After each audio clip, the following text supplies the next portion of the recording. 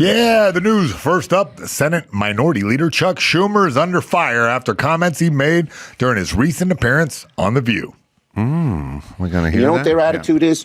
I made my money all by myself. How dare your government take my money from me? I don't want to pay taxes. Or I built my company with my bare hands. How dare your government tell me how I should treat my customers, my the land and water that I own, or my employees? They hate government. Government's a barrier to people, a barrier to stop them from doing things. They want to destroy it. We are not letting them do it, and we're united. Okay.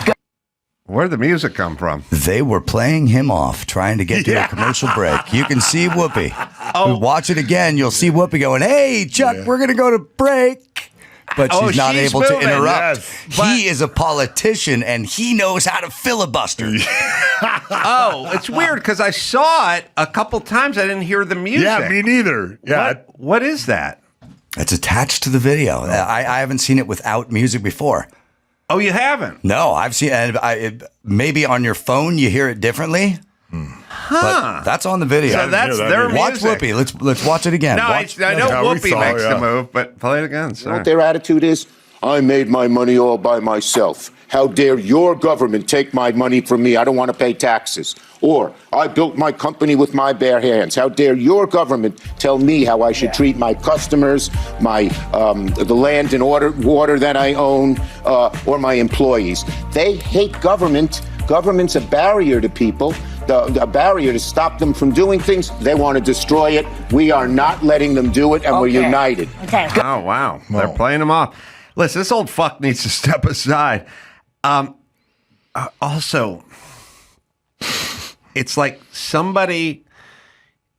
I always think about Mark Garagos, and Mark Garagos has clients, high profile people. Yeah. And if they go, I want to sit down and do an interview with ABC, he goes, no talking. You're not going to sit there and talk, because when you start there and start talking, and later on they're going to use it against you. Locked into a story. Yeah, and I always when Alec Baldwin was going to sit down with George Stephanopoulos and do a long interview about the whole shooting thing, Garagos was vehement. It's like, do not do that. Do not let your client go sit down with that guy. Mm-hmm. You get nothing out of it, and it will be used against you at some point.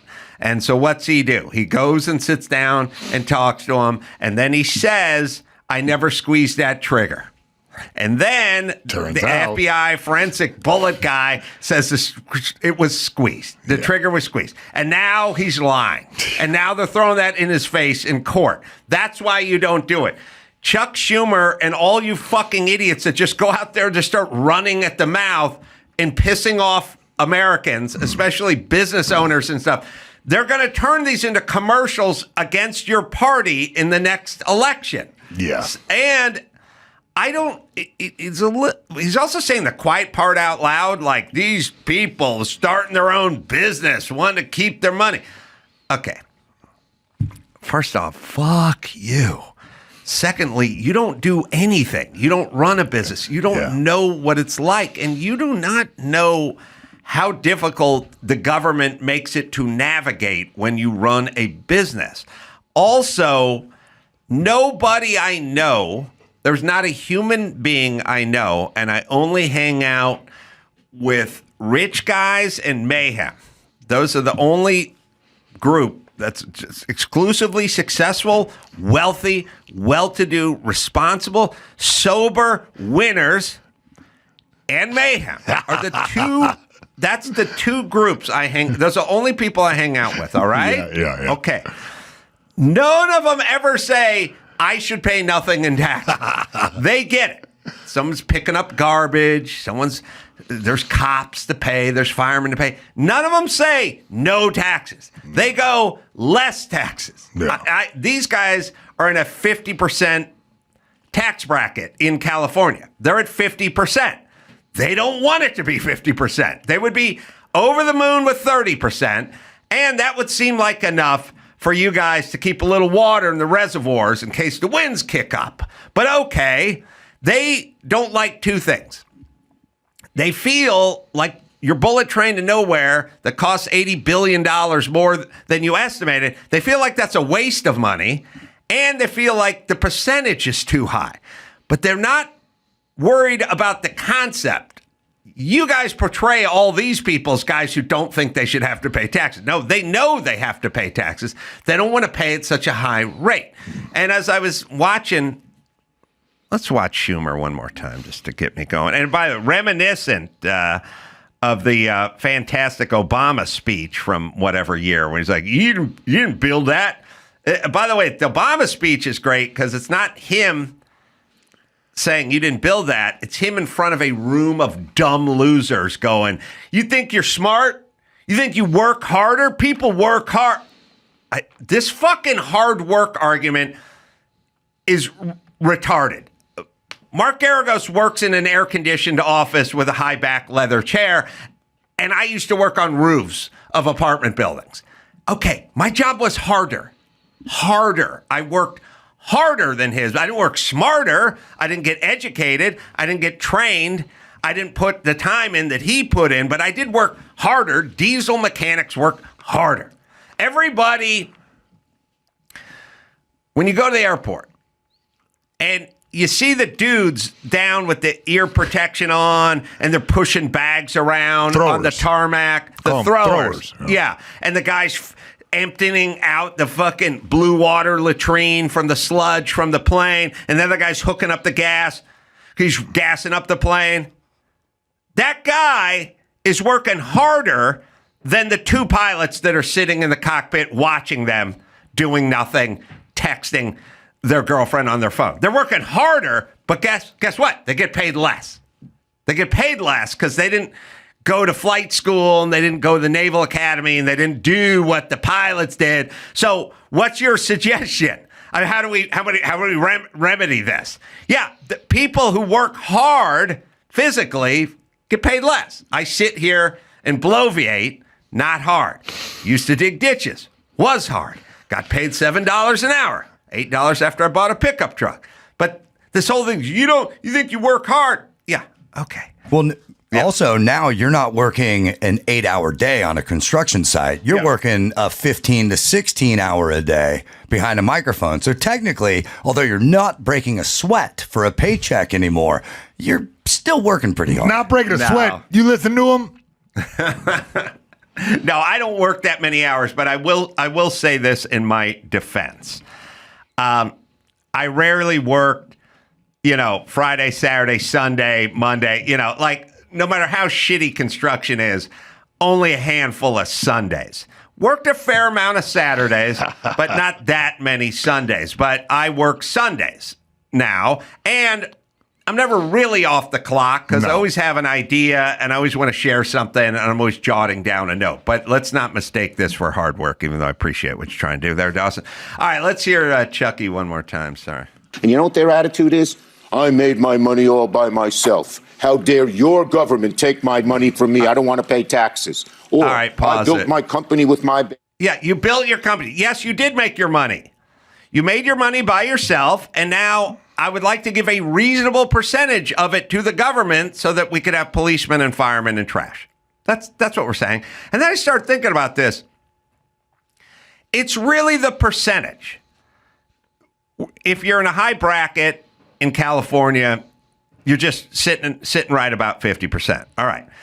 I have an agent. He gets 10%. Mike August books a live show. He gets 10% and I get 90% because I'm on the fucking road, standing on the stage, going through the hotels, going through the airports and doing the work.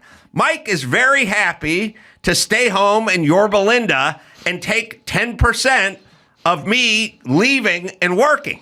The government doesn't leave or work or ever go. They didn't go on the road this weekend with me. They went 50%. My thing is like, I'm fine with a percentage, and we could agree on that. But A, don't take 50%, and then B, stop demonizing the people that are at 50% who are working Sunday fucking nights, you retard. I think he hurts his argument when he gets into this sing-songy, yes. I'm in I built kindergarten. my business by myself. Yes, they did. Well, this guy's a leader in the government.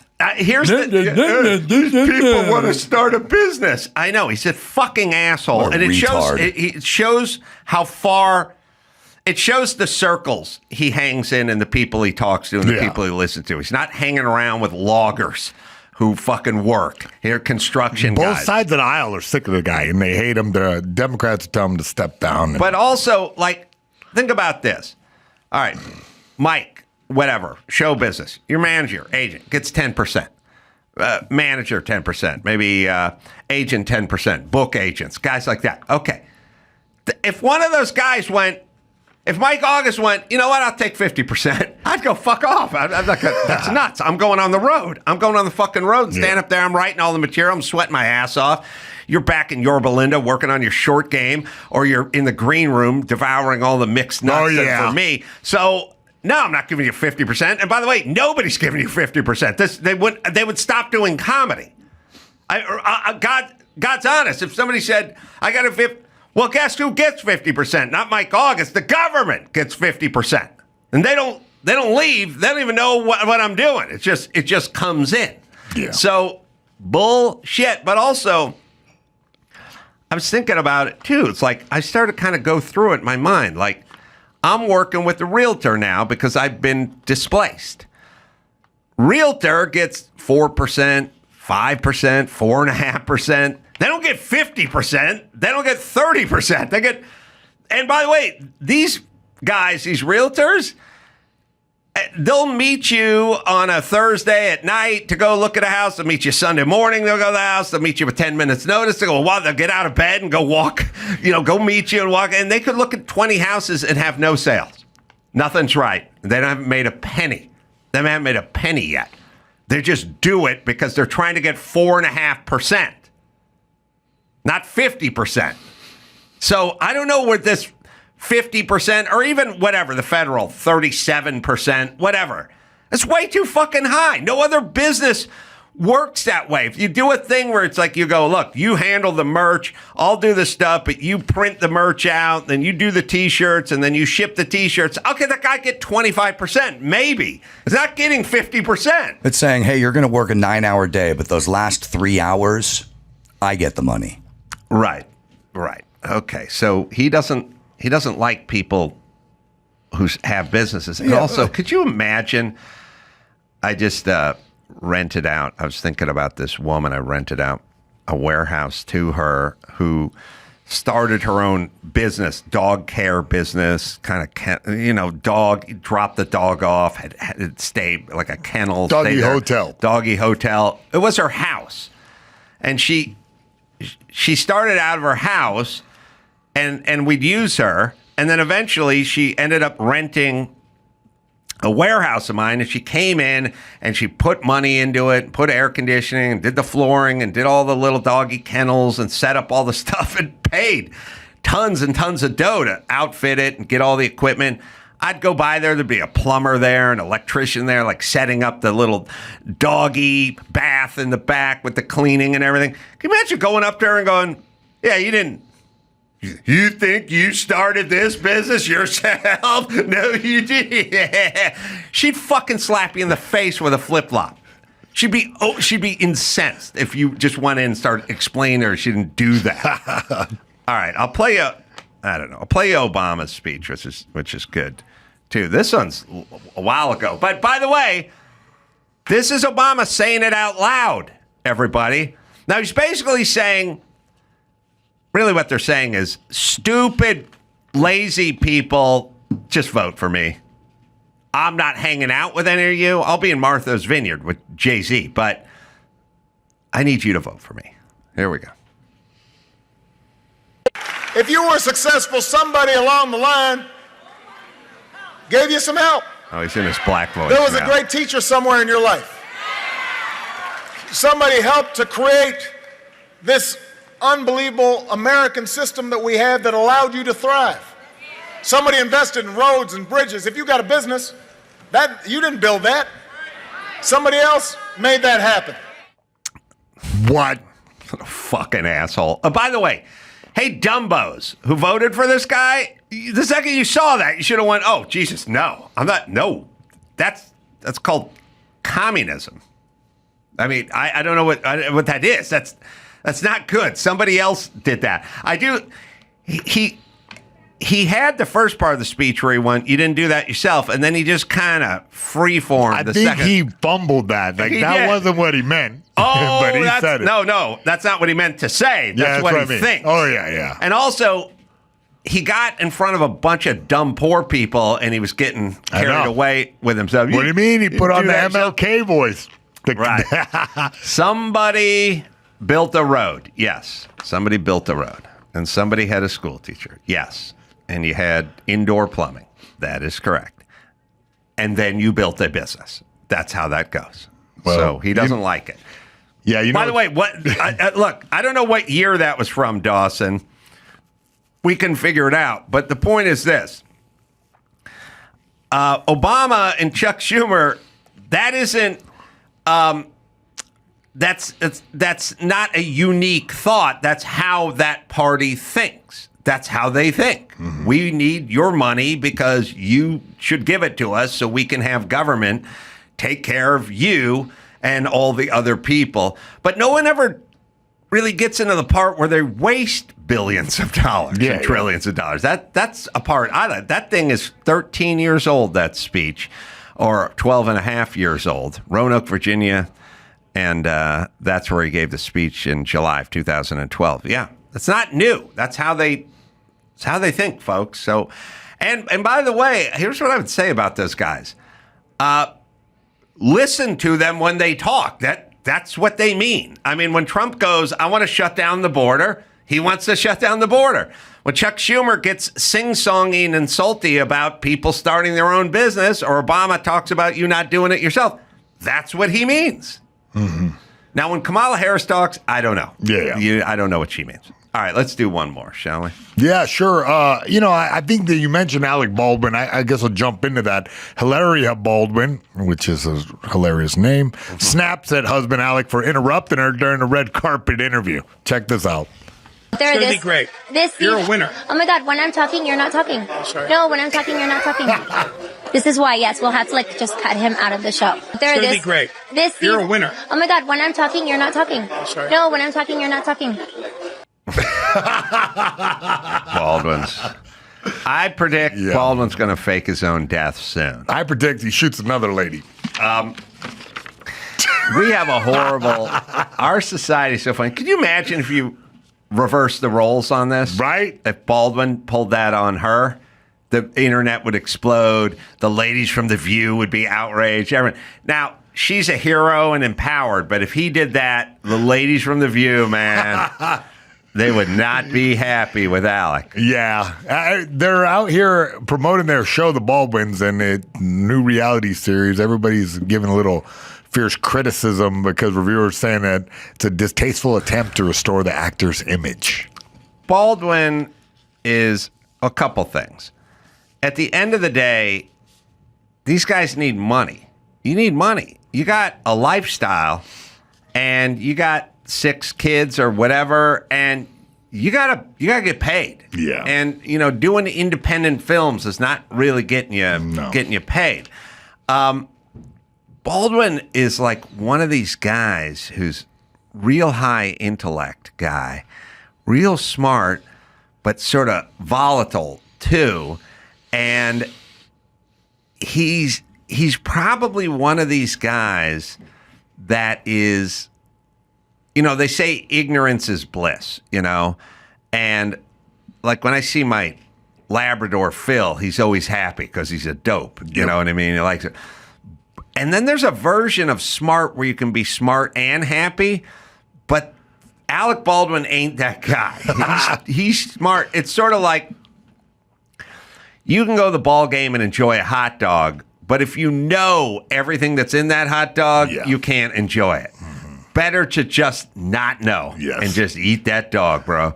And Baldwin is like a super high IQ dude who just ends up sort of, if you know too much, well, a couple things. If you know a lot, then you also know there's a lot you don't know, which bothers you a little bit. It's better to be a dumb know-it-all than a smart guy that's like constantly questioning himself, you know.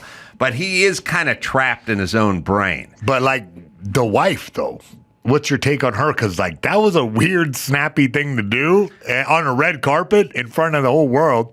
We have conditioned women to think it's funny and cool to do that kind of clap back thing and do all that stuff. We think it's funny. We think it's empowering. He was trying to banter with her, and she, instead of yes and, she yes and shut that shit down. Well, there's the phrase, you go, girl. There's no you go, boy. There's just you go, girl. And I think in lieu of a sense of humor, which she does not have, she tries to, she's trying to dice it up here, and it's not landing quite right. Also, what happened to her accent? Wasn't she like, in my home country, we have no word for cucumber. That is a word that you have. That is not. Was it tomato? I didn't know that. Oh, she had a cucumber. Cucumber. We call him pepino. Cucumber. She lost her accent? She had an accent. She had a como se dice moment. Yeah. She did. Where she was like, isn't she from Boston or something? Well, yeah, but you know how my dad's family's from Sicily, and I walk around playing a mandolin and a squeeze box and pushing a gondola. I wear a gondolier's outfit, and you can hear my thick Italian accent all the time. And I do a lot of how you say, and you always kind of jump in and help me out in the words I can't think of because I'm thinking in Italian. That's what happens when your dad's family's from Italy. So, I can't speak good English. We have it? We have it. Oh, this is good. We have, how do you say name? Cucumbers. We have, how do you say name? Cucumbers. ¿Cómo se dice? Yeah, I think there's a tomato in that bowl too, so maybe I just saw it. And it was cucumber or tomato, but cucumber. Yeah, all right. But now our English is For the good. record, it's tomate. Tomate and cucumbers pepino. Sí, claro. Oh. You know how I know cucumber is pepino? No.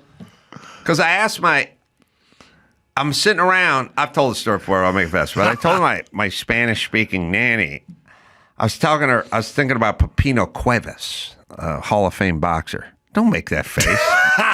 You're a combat sports guy. No, I know. I just didn't know that you were going there. Pepino Cuevas. And I said, Pepino Cuevas. And I'm just, Pepino's not. I said to my nana, I go, what's Pepino mean? She goes, cucumber. Cucumber.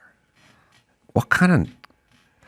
I think it means little guy or something too. But what kind of name is Cucumber Cuevas? I mean, for a fighter. You know what I mean? It's not a good... Yeah. It doesn't evoke, it's not mayhem. It doesn't evoke, dangerous fear into the hearts of the opponents, right? Definitely not. Definitely not. Pepino. Is Pepino cucumber and little man or junior or something? I think you call your kid Pepino, but it means cucumber. Maybe they just call him that. Yeah. Hall of Famer. That was a good boxer. Back when they had those blood and guts. Mexican boxers. Yeah. Remember those guys? Yeah, of course. Yeah. Put your head down, shoe shine. That's right, the shoe shine. I'm finding pepino as a spiny Andean shrub or the fruit of this plant. So it may look like a cucumber.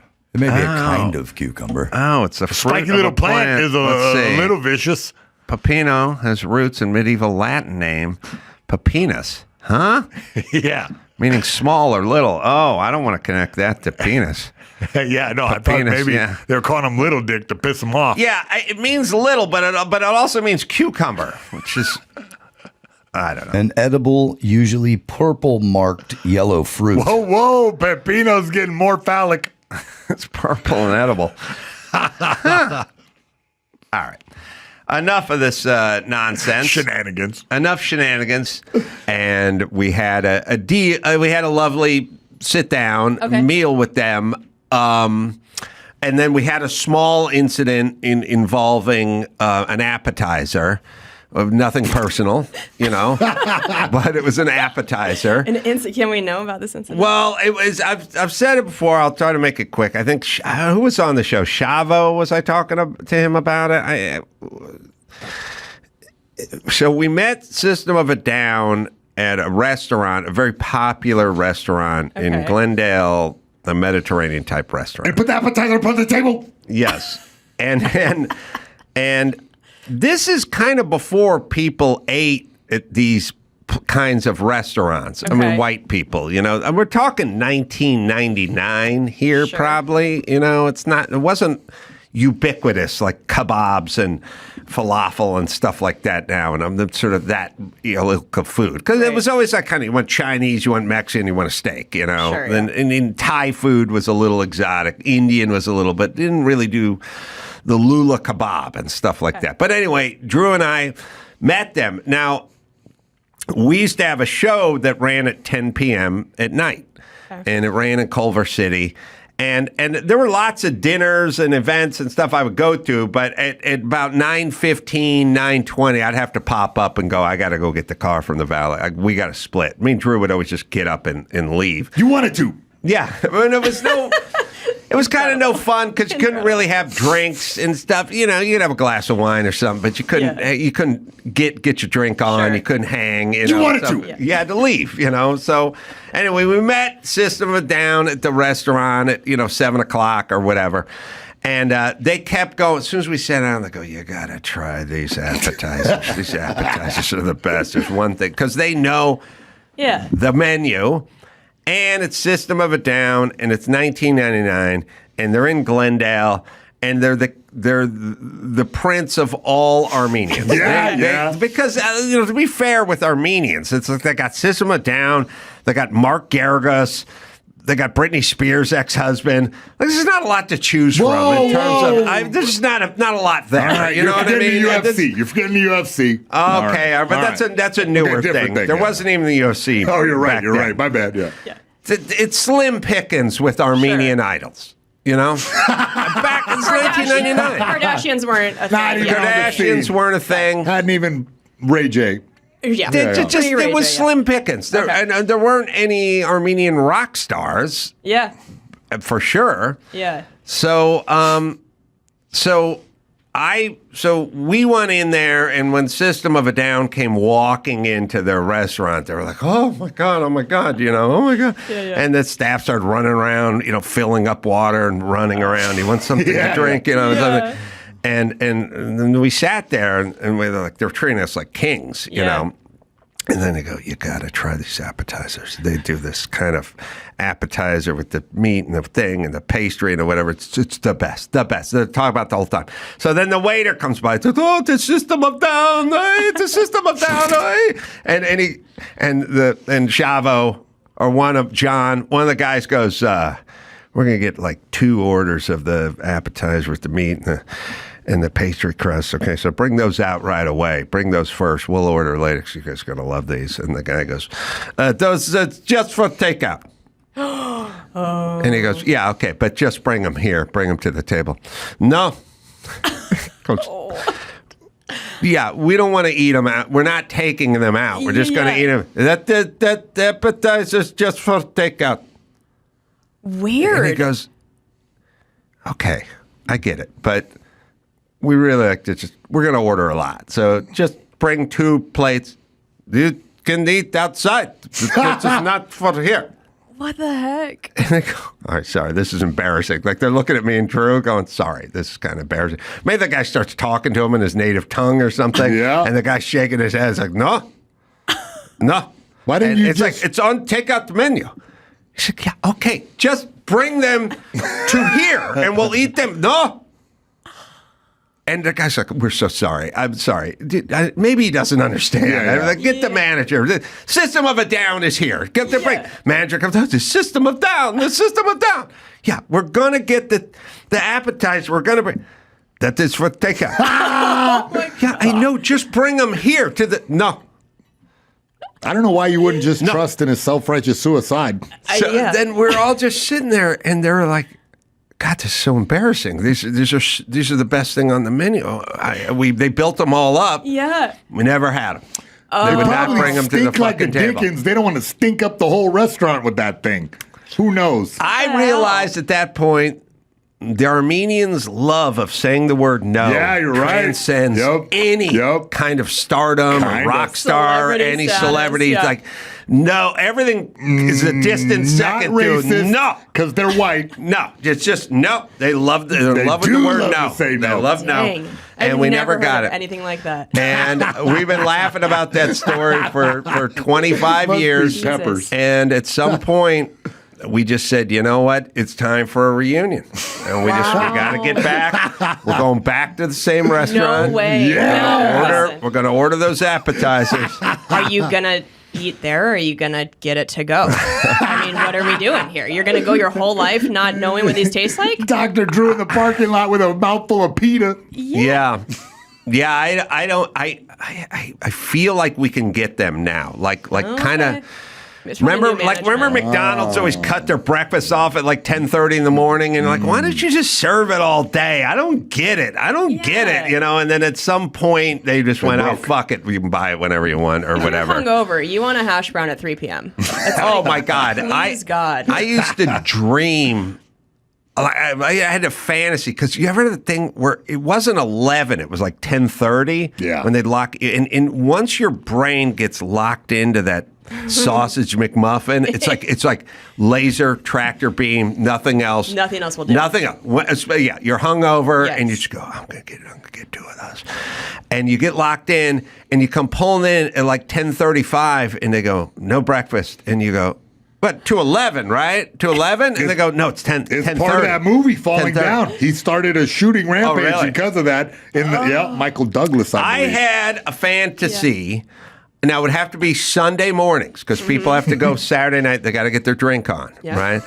And when they knocked it off at 10:30, and I would just go there at 9:45, and I'd order 35 egg McMuffins and I would just stand there in the parking lot, you know, and I'd see people look dejected in their face, and they'd come around and I'd go, "Oh, do you want a sausage McMuffin?" And they'd go, "Oh, fuck yeah, I do." I'd go, "That'd be $121." the chick would be like, "I only have $80." I'm like, "Okay, maybe a blowjob." I don't know. Let me see. I'm feeling generous. Surge pricing takes over. You're a maker of Speaking dreams. of surge, I was one of the guys from System of a Down who got turned down. Exactly right.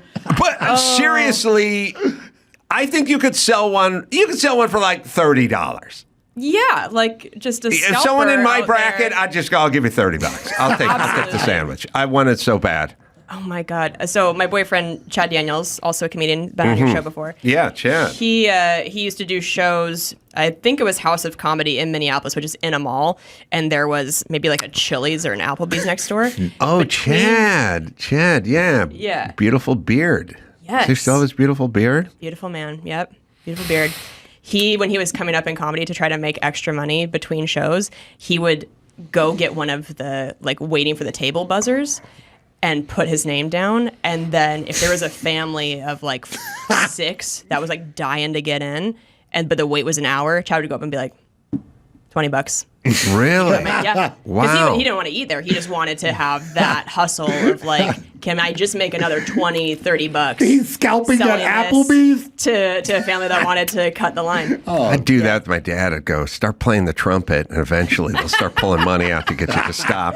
That's how I made my cash as a young comedian that way. My ears are bleeding. I can't take anymore. What's it going to take to get your lips off that trumpet, old man? Oh, God. I'll pay anything. Oh, Jim. Oh, I forgot about Chad. Yeah. Yeah, he's the best. Now, when I hear his jokes, I think about you, though. Yeah. Oh. And when you hear mine, you can think about him. Oh. Well, you know, some of them are situations, you know, they're intimate. I don't know. His daughter unfollowed me on Instagram. Yes, because of some of my jokes about him. She's like, I do not need Too much. How does that work when, I mean, let's be honest. When comedians, and especially me, go, let's just joking about whatever race, fill in whatever race or whoever I'm talking about. I'm not joking. I mean it. I mean every joke I say. I try to put a little flavor on it, but the reason I thought of it is because I mean it. I may be busting my dad's chops, but do not genuinely don't want to hear that. It's not Herb Alpert. That I will tell you right now. So there's always something there. Right. And so when you start telling these stories, sometimes they're a little intimate because there's a little sexual tone to them or what have you, which, by the way, you have to do because you're trying to get a laugh. You're not telling boring, mundane, G-rated stuff. But then somebody's related to somebody and here's something at some point, right? Yeah. I mean, it's so weird. It's weird for my parents to hear stuff like that and then have Chad over for dinner. It's weird for his kids to hear it. But it's like, this is my career. Like, you can't become a completely different person just because you're worried about your parents hearing it. Would your parents, would they seek it out? Like, do they need to hear it? So I always was like, you guys can listen to whatever you want. You can come to my shows. That's all fine. But just know, like, I am dirty sometimes. The only time I told them I don't want you to watch this was my This Is Not Happening story on Comedy Central. Mm-hmm. When I was in high school, the first time I tried to masturbate, I used a manicure tool. I didn't know I was allergic to latex. Everything swelled shut. I had to go to the emergency room. Wow. Yeah, you got to keep them out for that. Yeah. I was like, I don't need you to Well, when hear you say it all clinical like that, I feel bad for you. Thank you so It's not much. very funny, though. It is a funny story, but man, when you say it like that, I'm just, there's some kind of cream involved, I hope. Oh, it was absolutely traumatic. I mean, that's like your first sexual experience as a teenager. You think you're doing this like very private thing. Oh, I'm just trying to figure out what's down there. And then everything swells shut. I had to tell my mom I wasn't old enough to drive. So I had to tell her what happened. Oh. And she had to take me to the clinic. What device was inserted? Because I'm not a beautician. It's like the things you see on like Home Shopping Network where it's like, it's a handle, but then you put little different attachments to buff your nails. But the handle was like shaped like a dick. I mean, if you were a teenager, nobody would look at that and be like, not think it's a dick. Yeah, you're like, that's going inside. And also, everything's shaped like a dick when you're a teenager. Clouds, flagpoles, they're all dick shaped. This has been said a million times, but like, I think if you guys just had a hole down there, like a mystery hole, you would have been shoving shit up there at a way younger age. The prison pocket. Yeah. You guys I'd be finding army men from when I was 11 now. You know what I mean? I'd just sit on the toilet and an army man would fall in. I'd go, oh, that's my dad's first apartment. Christmas Eve. Oh, fun. I would never... I'd invite my parents to all the stuff I did, except for a short run when I was with Puppetry of the Penis.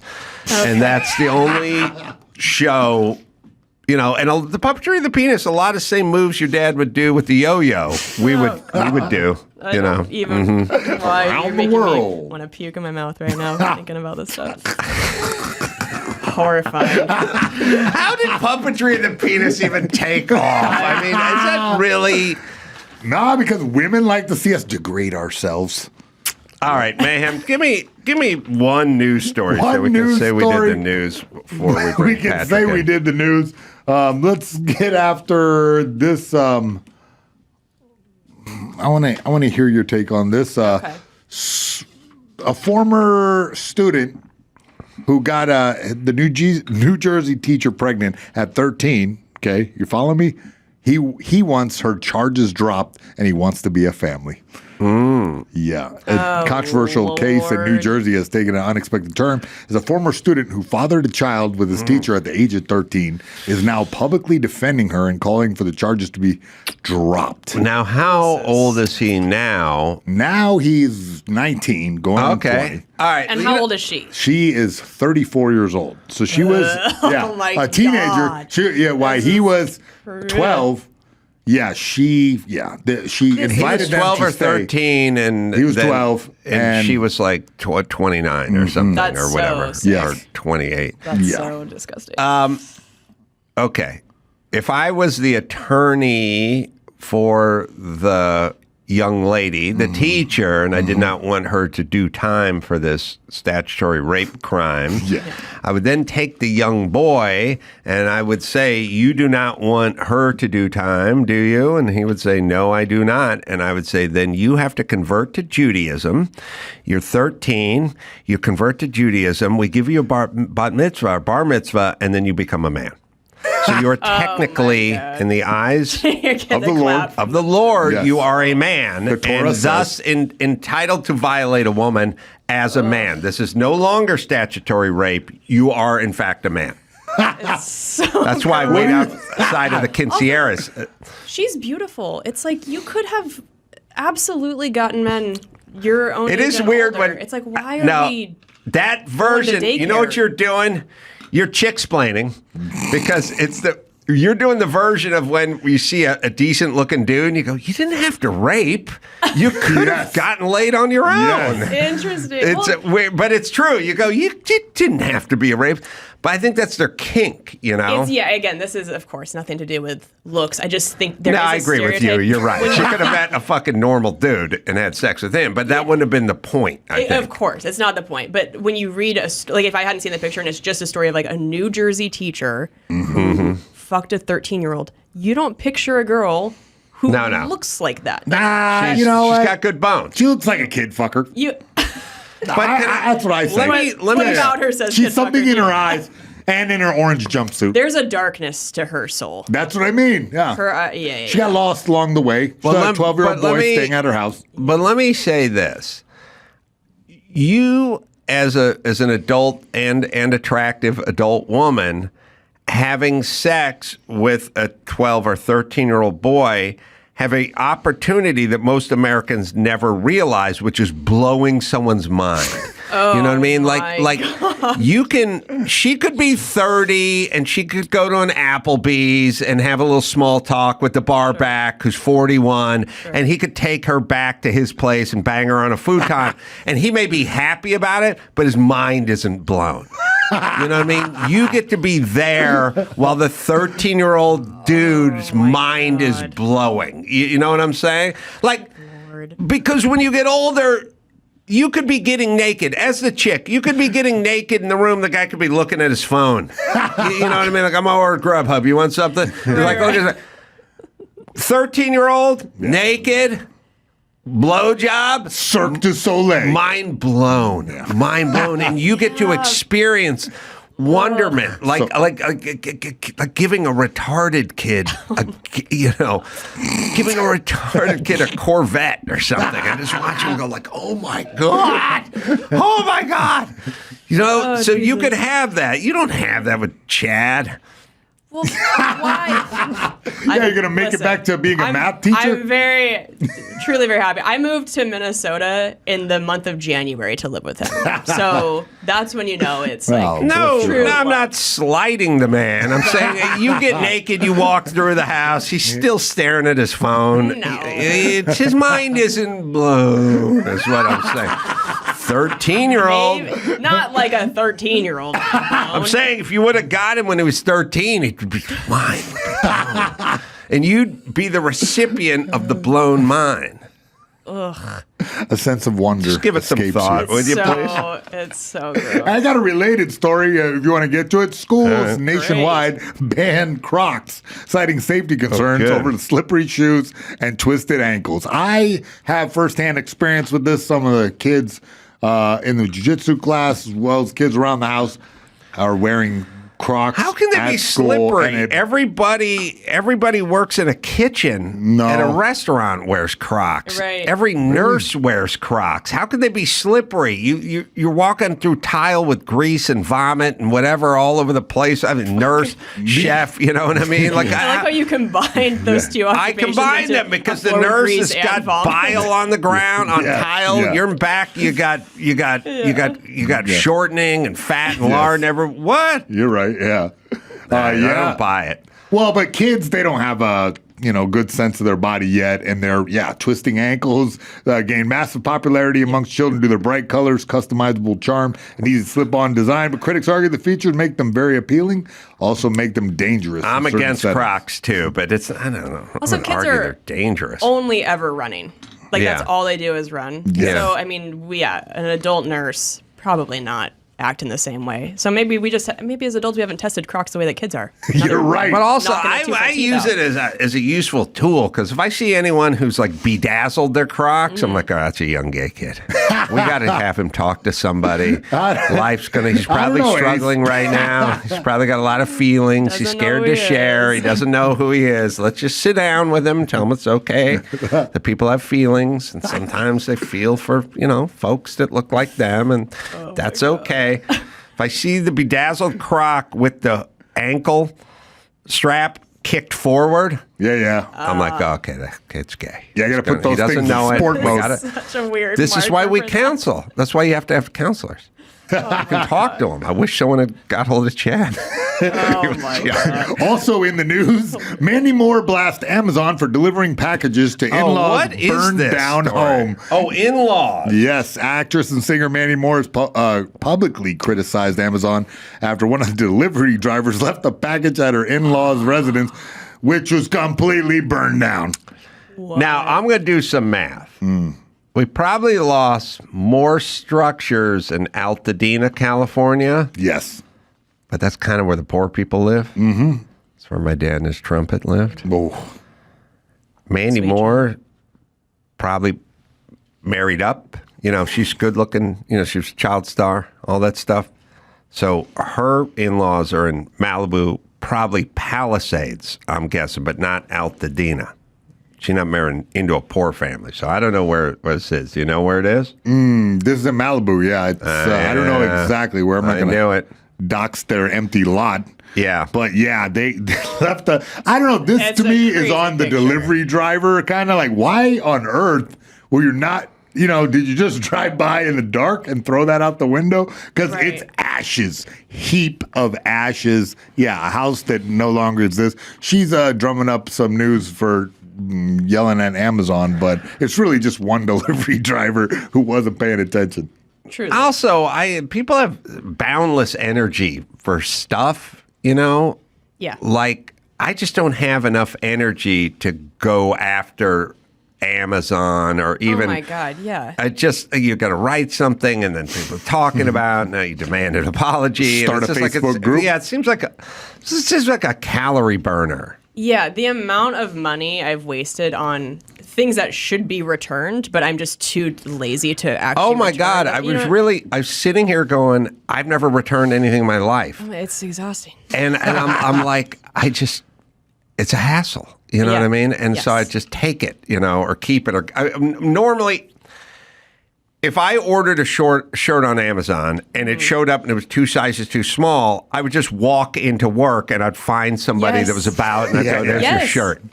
I've tried to really limit my online shopping for clothes because it's the same thing. It's like you don't get to try them on until they get to your house, and then it's like they just sit and collect dust. Yeah. Or I donate them, Yeah. but I'm not. But taking so them where's back. Mandy get the energy? She may not be gainfully employed right now, but Nah, anyway. I don't think she's working. So yeah, she's got plenty of time to Karen it up. All right. Well, you know what someone should tell her? All right. We should start a rumor. We'll do it right now. No. Cool. I'm into it. The Amazon driver saw this. Mm-hmm. His supervisor saw it.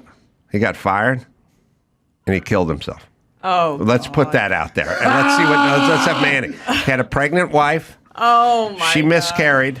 He was out of work, I'm and he not took part his of own this. life. Let's do it. Let's get that and see what man. Then she's going to have to release something that talks about being sorry and never intended any. Let's just start a rumor that the guy who drove the FedEx truck killed himself. The funeral service for the Amazon driver who Yeah. killed himself after Mandy Moore got him fired will be on Friday. Okay. Does he have a GoFundMe? I'd like to contribute. He's got to GoFundMe at Okay. /Mayhem Miller. Yeah, because he did have one. The child she miscarried, but he did have a child from a previous marriage, and he's going to need. The child is now orphaned. Yeah. Okay. The amount of things that have happened. I would have had watching my dad play trumpet in a cathedral and then starting brutal rumors about Mandy Moore and Welcome to the Adam Carolla Show. I don't know if it's a rumor. Wild I don't know if it happened. I don't know if it didn't happen. I happen. can't say. Neither can you. We don't know. Yeah. In the driver's defense, it's like, should he have just taken it back to headquarters? Like, would a message have been sent to the Amazon account? It's like, do they get trained for Yeah, this? no, sort of you get a delivery receipt. It's out in front of your ashes. Well, yeah, it's like, what do you?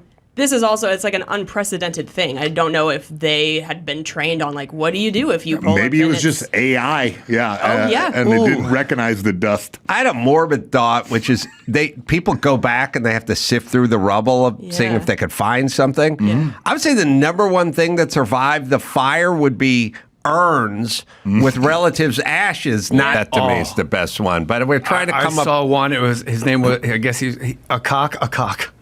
AKOK. He must have been from a foreign land, right? Yeah, it's a repeat. Pomona. Oh, no, really? No, I don't know. a cock. That is strong. I wonder if he could have fit through that toilet paper roll. No way. No way. So if you know what I mean. He was a skilled. If you know what I mean. Oh, here's a ball handler. Okay, not a kid. I got you. All right, what do we got in the news? All right. Well, so Harvard president Claudine Gay announced just announced that she is stepping down amid a firestorm of controversy at the university. A lot of it being with the whole the anti-Semitism thing in Congress. And also, well, that's what got it started. And then also, then there's all these new reports about her plagiarizing her papers. Yeah, she got Bill Cosby'd. Bill Cosby was flying under the radar for a long time. Plagiarism, rape. You got some connecting to do here. I am. I will. Oh, I'll never sell you short. He was doing what he was doing for decades, right? A lot of quaaludes and roofies and raping, right? And like Weinstein or something, people just sort of looked the other way and nobody said anything. It was like America's dad. And then he started basically saying, "Hey, black kids, pull your pants up and speak English." And he did that for a little while. And Hannibal Buress, the comedian, got pissed at him, which, by the way, I agree with the cause on this. Pull your fucking pants up and speak English. You'll be gainfully employed. Pull up your pants when you go on the job interviews. Right. Remember those campaigns? Sure. And the story goes that Hannibal, the comedian, did not like him bashing on the black community, so he started bringing up the roofie stuff, and then we took off and ran with that, and now he's where he is. If you got a whole laundry list of plagiarism in your rearview mirror, then go in front of Congress and fucking mind your P's and Q's, bitch. Yeah. Don't get all controversial. Jesus. Because she gets all controversial, and now everyone goes, oh, well, what else is lurking in your background that we could look? She could have easily just went, listen, everyone has the right to feel safe, and from the river to the sea, that is controversial, and we won't tolerate that kind of hate speak at Harvard. But she wouldn't do it. I told you the reason she wouldn't do it is because she was being a Republican female was trying to bully a progressive female, and she was like, fuck you, bitch. I'm going to disagree with everything you said. If you don't believe me, all three of the females, progressive females who are getting questioned, all did the exact same defensive posture. They wouldn't agree with her. If she said the sky was blue, they would have disagreed with her. If she said water was wet, they would have disagreed with her just because they didn't like being pushed around by the Republican female. And they all pushed back reflexively. They didn't even think out their answers. When you watch, she kept saying, so are you going to tell me that this is not hate speech? I'm going to tell you we have a wide diversity of speech. Everything out of their mouth was fuck off, bitch. But they were being filmed, and they look like idiots, and that's what happened. But all that is it's not that they feel that way about Jews or Palestinians.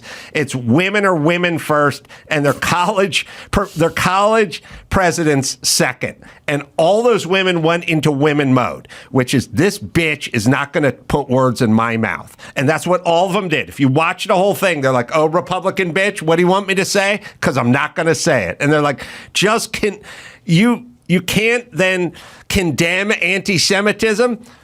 Well, there's a lot of different kinds of anti-Semitism. And it's like they could have just went, yes, and. Like they could have went, of course, I condemn it. Number one but rule they of improv. wouldn't do it. Number yes, one, and, the groundlings. Not only that, but I have Jewish friends. It's like Ice-T says, freedom of speech. Just watch what you say. Yes. And that's what just happened. And she just got Bill Cosby'd because she had a bunch of shit that no one would ever look into. But she had to drag her ass up there and be a defiant bitch. And then all the other people went, well, what else has she been up to? And we found a treasure trove of her misdeeds. Right. That's why she's out. You know when you're at a wedding and there's that guy that's way too drunk, and when he talks, he's too close to your face. He's like, let me tell you something, man. And you just know nothing of merit is happening. I can just completely disengage.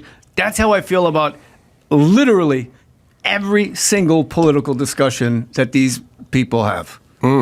It's not you. Just any debate, any discussion, because it's, here is my point A, and then the comments are like, B! And then people log on after that, no A! And the B's are never going to get with the A's, and the A's are never going to concede. It's just, have fun. I'll be dead by the time the country goes full in ruin. We'll run out of water about 200 years from now. Yeah. Everybody have at it. That has to be why you look so good.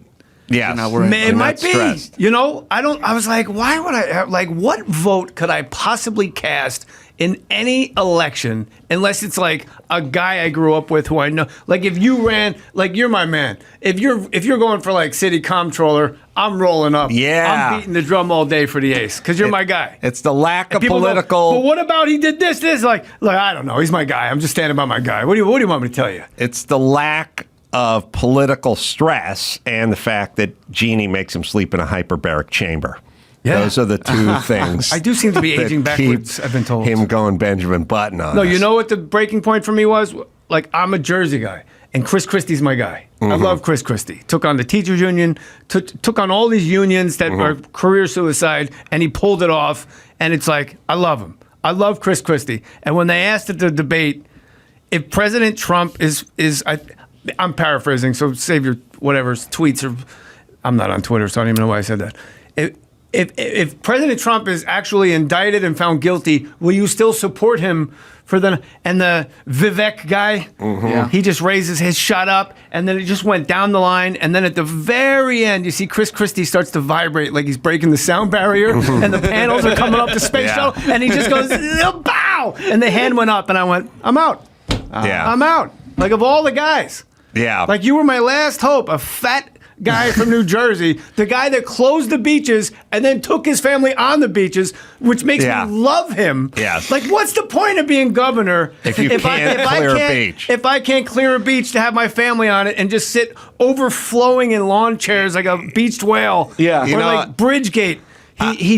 He redirected traffic on the George Washington Bridge to take an exit into a small town by the bridge to ruin traffic patterns because that guy opposed him. What's the point of being governor if I can't move some cones around to make my buddies laugh? I like him because he's a fat guy who would order a novelty scoop of ice cream and then just walk up and down the boardwalk with it. Like most fat people will eat a salad in public and then they go back to their apartment, shut the lights, and they start eating the pizza, right?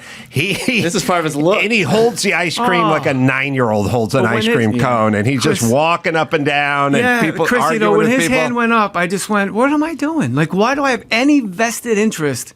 Like, I can't do conspiracies. I've just tapped out of any of that. Conspiracy people. I did the bit at the last improv show, like, people that believe in Bigfoot, like, be smarter. Like, every square inch of Earth is on camera. I've watched a male seahorse in the Marianas Trench with a lantern on his head. A male give birth to babies because the male seahorse can't. You can't show me an 11-foot German Shepherd walking around on his hind legs, knocking over garbage cans. Like, give me a break. Yeah. There's a Ring doorbell everywhere. We would have seen Sasquatch by now. And it's one footage. Some guy in a suit walking, looking over his shoulder. Are you getting it? Are you getting it? From 1973. Give me the Earth is flat. No, it's not. If the Earth was flat, somebody would have fallen off of it. We would have heard once. Yes. Like, I've just completely tapped out. I agree. Especially with the flat earthers. All right. What before I else get the you next got? story, I wanted to bring up. So we interviewed Ileana Douglas. The best. Yeah, like 2 months ago or something. And she's fun. Yeah, She's a she good loves interview. you, by the way. I mean, yeah, I she love had her. such great things to say when you guys were working at Pitch Perfect. But she said that you were unfairly treated, so she kind of took. Yeah, it was pretty nuts. Yeah, what happened? Jennifer Aniston made me cry.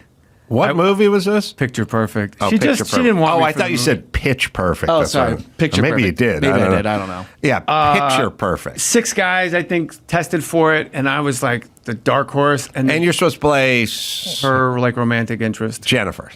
Yeah. Okay. And like the director Glenn Gordon Caron, who created Moonlighting, he really went to bat for me. He saw us as like the Bruce Willis and like Sybil Shepherd, like that chemistry.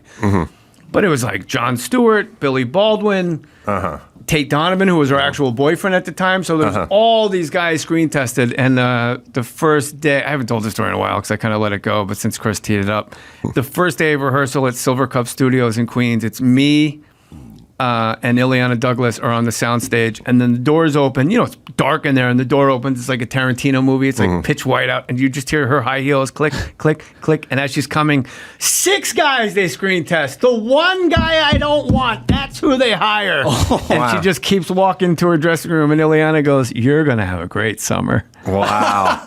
She said it to you. I guess to Ileana, but who To cares? Jay, like within earshot. Who cares? Yeah. And was it miserable? It was until Glenn Gordon, Caron, and we would do like slow dancing scenes, and there was a table of people like Kevin Dunn and Faith Prince, like Broadway royalty, and these other actors, and we'd be done with the scene. And I remember one take, she goes, "See what I mean?" Wow. I was like, Jesus. There's some mind games. And then me and Glenn Gordon Caron started butting heads. This is my second movie. Let's let you know what a maniac I was. Let's talk about a guy that was a douchebag, me. And we butted heads, and then he like grabbed me, and I'm like, if you ever grab me again, you can fire me right fucking now. I'm gonna something to the effect like I'm gonna knock you out. And he goes, he's like a big guy, and I think he's like a diabetic. He always had like the white like cakey Crust in the corner of like the mouth. people are always look thirsty in the corner. And he's like, "Come here." And we went in the bathroom of I think it was the Essex House Hotel, and he slams the door open. Some guy's at the urinal. He goes, "Get out!" And the guy leaves, and he goes, "I went to bat for you. I stood on my head to get you this movie." And I was like, and glaring, he was just so right in that moment. And I said, "You're right. And I'm sorry." And he goes, "Come here." Oh. And we hugged. And then from that moment on, I had a ball because that's when she started to crack and shit talk him to me. And I got to just do the power. No, I think he's great. Wow. Like if she caught me 4 hours earlier, I would have been like, I know, right? Right. Yeah. Wow. But I was like, nah, I think he's a great director. It's fun. How'd the movie come out? So I like it. It's a good movie. What do we think That's it is at rom-com. Rotten Tomatoes score? I'm going to guess 68. 68 with the critics. And I'll owe you one. What about the people? What do I know from Rotten Tomatoes? Who cares? That's right. Oh, I saw Willy Wonka on New Year's Eve. I saw it too. Best movie I saw in the last 2 years. Really? Yeah, it's good. I was beaming for 2 hours. Like, I was so happy for 2 hours. You? Enough said. I'm gonna watch it then. Yeah, I really enjoyed it. I didn't react. I That loved it. And then strongly. when my man Hugh Grant comes out as the Oompa Loompa, oh, come Yeah. on, I'm already having a ball. Yeah. And my man comes out and starts doing the Oompa Loompa dance. Right. And he goes, no, don't do that. He goes, I've already started. Once we've started, we can't stop. Yeah. Oh, it was on, dude. It was good. It was great. Kiss Yeah. my ass. You're an old No, angry you're right. guy. Yeah. No, it was very good. I'm I bummed enjoyed Winning it. Time got canceled because I was so excited to see you as was it Kareem's agent? Yeah. Yeah. I had a good time. Jim Hecht, our boy. Who? Aren't you friends with Jim Hecht? I don't know why I thought you guys were buddies. Chris, I'm going I to was pull pumped up to this- see you in figure that Air out. and then Winning Time. I'm like, Oh, you need to be yeah. in all the basketball movies. What is it with all these great series that go 2 or 3 seasons and they just pull the plug? They're expensive. I There's, thought people there's were an watching Winning algorithm. Time. Yeah. That's 1 year ago. Wow, look at you. That's wow, a I didn't even different know guy. that was you. Unreal. Big. That's after hair and makeup, too. Wow. Or Unbelievable. hair should be in quotes. Yeah, I don't know what the algorithm is, but From what I heard, it was just a super expensive show. But I mean, Jesus, I mean, there's some shows that are just It was so good. Like the Euphorias. And what was that one The Weeknd did that was like so bad? It wasn't even bad The where it was Weeknd, good. It was yeah. so bad, like, I can't, this is hurting my feelings. Yeah, Right. he did his weird debaucherous And Johnny Depp's show. daughter. Yeah. Like they were in a band It's my or daughter, something. she's on the show, yeah. Oh, that was Eddie Vedder. I thought it was. All right. What do we have? The news. the news. You want Sorry. Rotten Tomatoes? Okay. What is the Rotten You want to look up Tomatoes something else you can on put your crank Picture into? Perfect? Whoa! Hey now! 47 with the critics, 37 with the audience. Yeah. All right. What are you going to do? What are you gonna do? All right, what else? So you always say, Adam, that the billionaires like Elon Musk and Jeff Bezos, when they go out into space and try to look for to create a new civilization out there, that they know something, right? That there's Well, I'll bounce it off at Jay, but You're giving them too much credit. It's just a straight ego shot. well, They don't know anything. hold There's on, no hold on, Illuminati. hold If there was on. Illuminati, I would have been in it by now. Listen. So would you. You're right what they're looking for in an Illuminati Yes, land. All the yeah. new books I had and to all your slum success. it with the QAnon guys instead. Oh, yeah. But call me. I started noticing that the richest guys in the world were trying to get off the planet. So I took that as worrisome. Now, I listened to the first hour of your show. You obviously want to get off the planet. now they're trying to. Now they're all building bunkers. You've been screaming about that's Gavin scaring me. Newsom for 4 years. Wouldn't you love to just elevate? I would, but now I'm going subterranean. I couldn't do that. It scares me that they're either trying to go to outer space or they're burrowing into the earth. This brings me to my story Yes. here. So Mark Zuckerberg and his wife, they plan to build a 5,000 square foot underground shelter on their Hawaii ranch with its own energy and food supplies. The only thing we know is that the shelter's door will be made out of metal and filled with concrete, and it's going to be a part of their 1,400-acre compound. I know a guy that can get through that metal door, and his name is Akak. That's right. All right.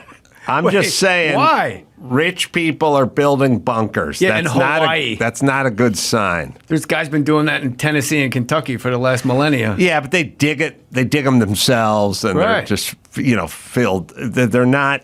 How about bunkers like how these about are. all the the conspiracy things that were like Oprah made the Hawaii fire start with? They did it with lasers from space. Yeah, the Jews. It's like, what are we doing?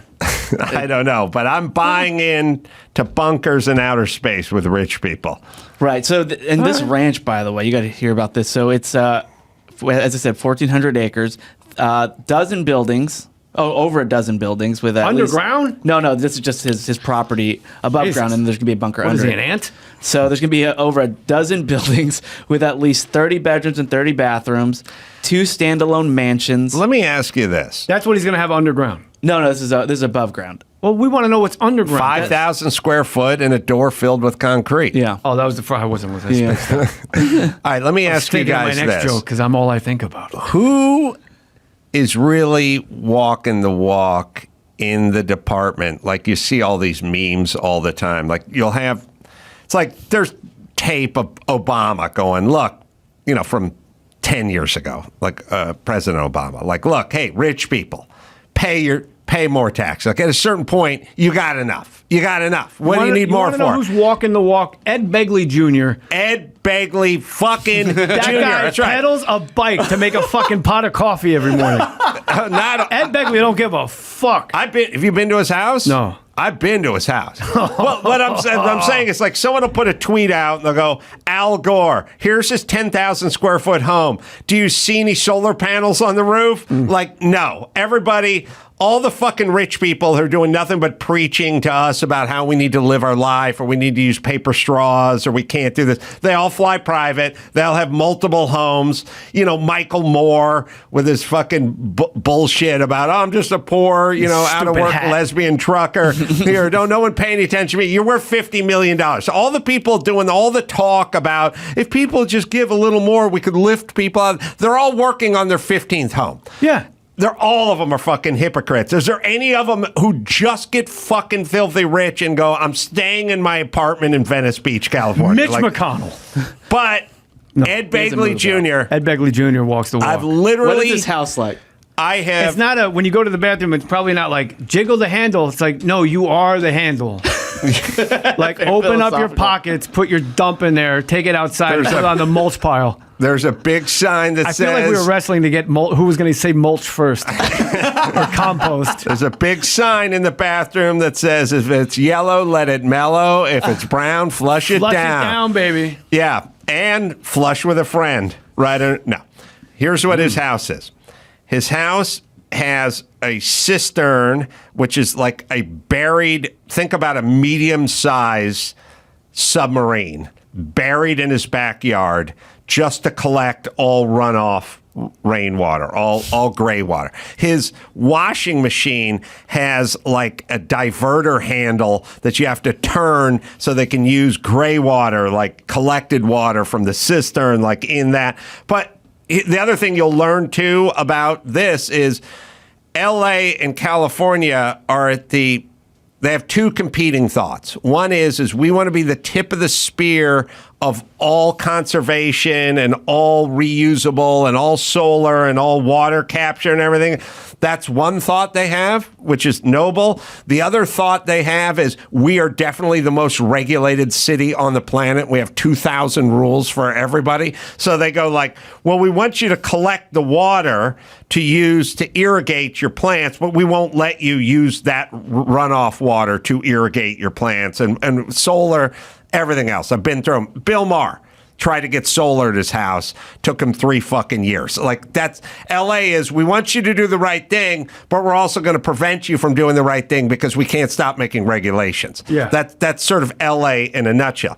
His house, first off, very well put. When Ed Begley Jr., when you invite him to do this podcast, and he lives in Studio City, which is not around the corner, he shows up on his bicycle.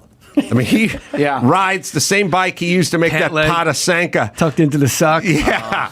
He shows up on his bicycle. Mama. He shows up on his bicycle.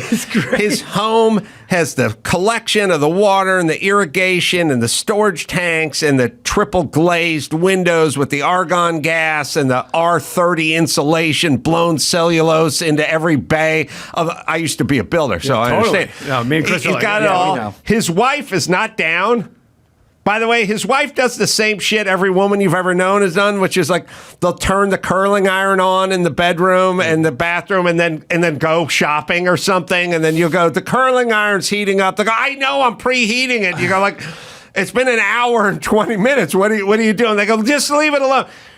She does it, she'll do the move where she turns the shower on, puts it on hot to get it warm, and then goes and makes a phone call, and he goes nuts because, like, why aren't you in this fucking shower? Like, she is not down. I mean, she's like the president of Harvard. She's a woman first and the president of Harvard second. But it works. She's a woman first and Ed Begley Jr.'s wife second. You know what I mean? Like, she doesn't want to do all the crazy collections of water. I couldn't live like that. He's a delight. You couldn't? I could. Best. He played he played Paula Marshall's new boyfriend on my sitcom Gary Unmarried. Oh, right. Yeah. You couldn't live with Ed Begley? Because I could. You could do all that stuff? Absolutely. Bro, I leave my shower on. It just, when I go in there, it's like a steam room. I hate when I go in when it's not running and just turn it on and it hits me cold. Well, I do that when I work out, but are you like a conservation guy now? I hate waste. I'm not a conservation guy. I just got back from New York. Guess who brought a doggy bag? Chinese food. Oh. On the plane? Oh, yeah. Yeah, I can see that. In my backpack. Oh, I've seen I don't like wasting food. I brought Indian food from New York, too. Jesus. How many bags did you have? I had to check the Indian. No. The dog sniffed it out.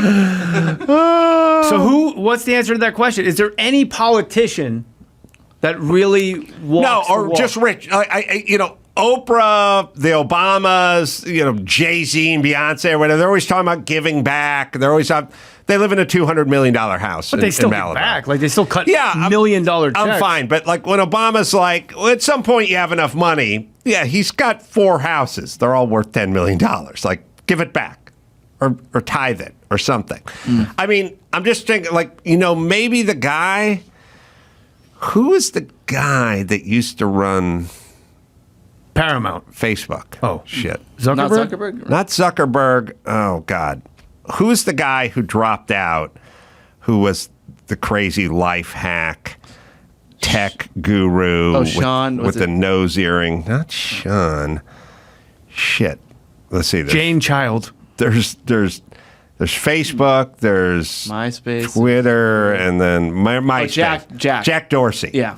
Jack Dorsey may be in the rainforest right now, like blowing a bong load or something. Like Teddy Roosevelt was about it, but he's been dead for 100 years. Jack Dorsey may be that guy. I don't know. But everyone else just goes, fuck it, we're getting a compound. Yeah. Right? And but by the way, I would do it too. I'm not totally. judging. I just don't preach. Well, I don't preach about place, right? carbon capture and then fly private. I'm just happy to fly private. Yeah. My man. You're in Malibu too, right? Yeah. So Malibu, it's like when I lived there, I learned everybody in Malibu, it's like, oh, you can't build here. The land's precious. And then you get a house in Malibu and you're like, kiss my fucking ass. I need a pool. Right? But anybody else that wants to bring in like a steamroller, it's like, whoa, hey. Right. You can't. So it's, yeah. But you nailed it. Like California, but you know why California's like that is about like all the rules regulated all to the wazoo is because it was such a late settlement. I'm boring myself. That the Rockefellers in New York and the Dailies in Chicago, or it's like we can't have it be like that with all the power with one entity. So they just started branching out and having it subcommittee, but they just never stopped. They never stopped. They never like Genie. If you want like a concert at crypto, like there's a whole thing with like the crypto. You got to go into the Hollywood Bowl. You got to go against the sports arena, the Coliseum, the Rose Bowl, this place, that place, and then there's like the Heisman committee comes in, and so you can't even get a Bruno Mars concert in without having 2 weeks of round and round. It's right. I tell you, it's crazy. I could imagine what she's got to go through to get Bruno in there, or the aforementioned Weekend. The Weekend.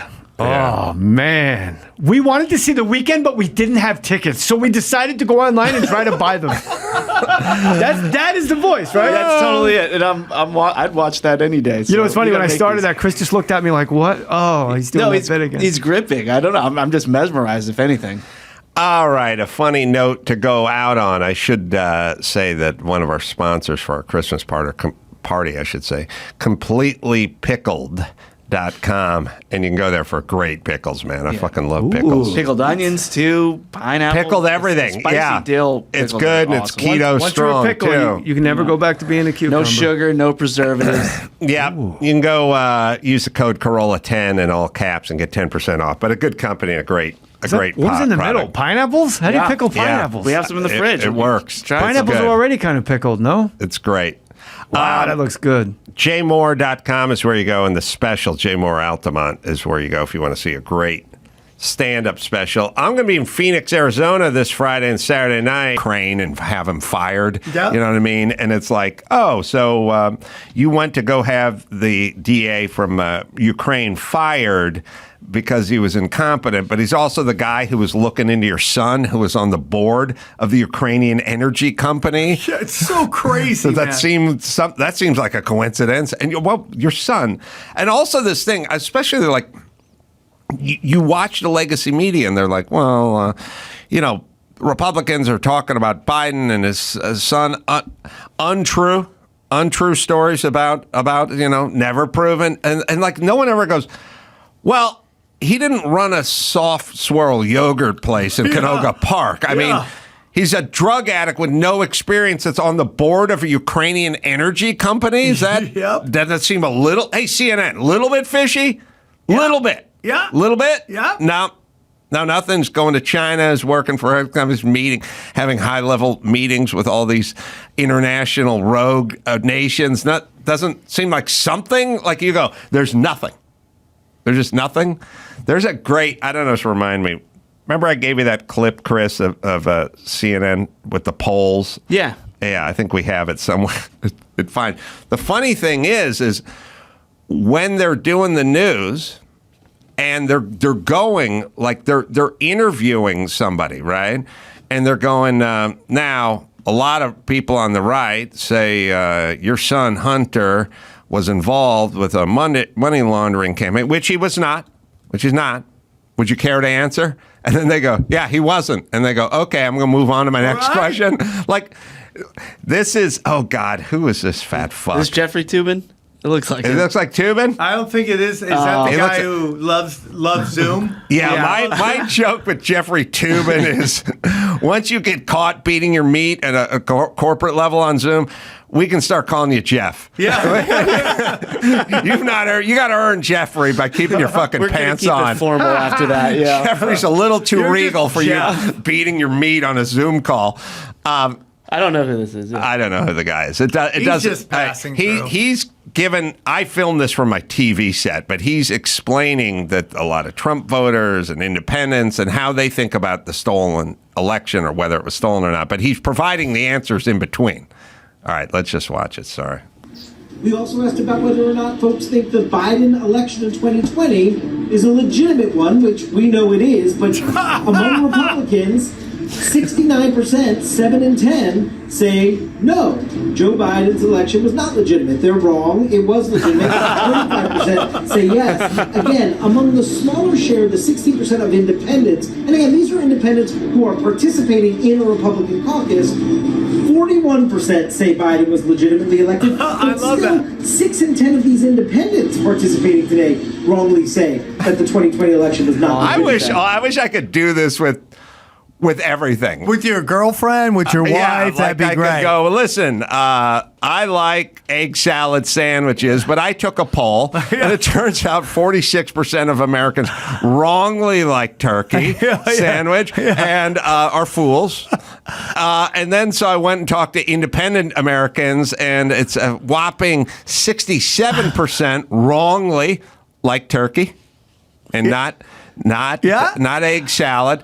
And then I talked to a younger demographic. These are Americans under the age of 30. They also foolishly and wrongly Incorrectly said that they liked a turkey over the much more delicious egg salad. So that's my independent reporting. Yeah. And I'll back to you at the news desk. Well, first a word from egg salad. Yeah, they should make movie trailers like that and take the inverse score of the Rotten Tomatoes score and say 79% of the public hates this movie and they're wrong. Yeah. I also this again goes back to kind of what we talked about at the beginning, the legacy media's reaction to people not wanting to see Taylor Swift 1,000 times during the football game. And you know, Colin Cowherd, I listen to him every day. That's the most respectful thing I could say is that I listen to him every day. So he was gaslighting his crowd the other day, yelling at them about they should just shut up about crying about Taylor Swift, and that example is what Colin Cowherd should see. It's like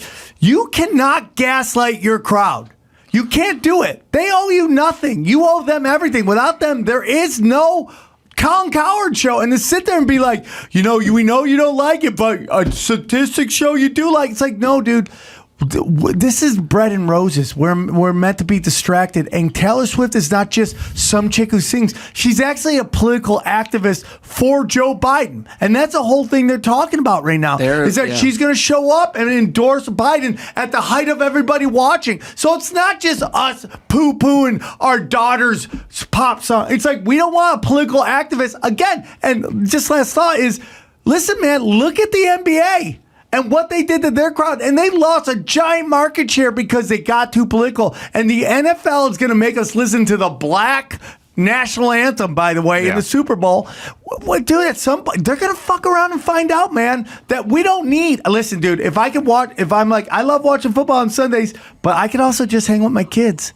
And you'll find that out, NFL, if you don't wake up. And also, this division thing, like, Gavin Newsom was all inclusive, but he wants the Amber Alert, he wants the Ebony Alert. Like, you can't do the black national anthem, the white. There's just one national anthem. That's it. National anthem. Stop it. Stop writing "end racism" in the fucking end zone, making us all think this must be a big problem. It's fucking nuts, and it's going to hurt your bottom line. I want to hear that one more time, though, because it's just so excellent. And by the way, if there's anything you don't need to do commentary on, it's a poll with statistics. Yes. Because you would just go 17% of Americans live under the poverty line. 26% of Americans work less than a 40.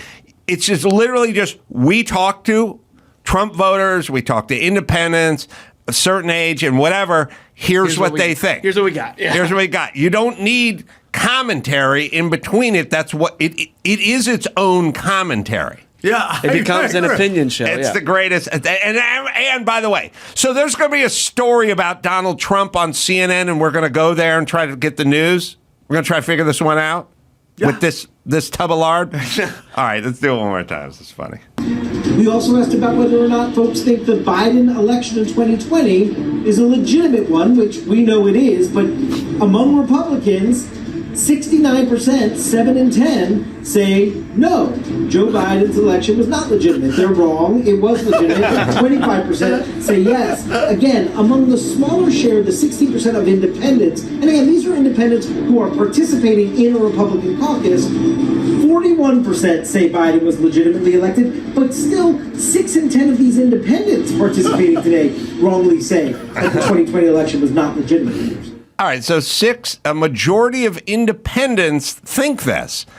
Independent voters think this. A majority of them. Yeah. You want to look in CNN to why? Yeah. What news do they get? What are they privy to? What have they found out?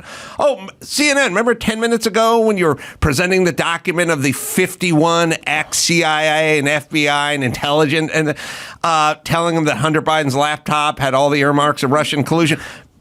Maybe that was you guys doing sure. a lot of that stuff. Like CNN just plays the Nikki Haley supporters at this point, who are like Democrats who are just trying to torpedo Trump. That's it. I mean, like, imagine if you had this poll that said this is how people feel, and you play to the smallest percentage of that poll. Like, that's what I'm talking about. It's anti-business business.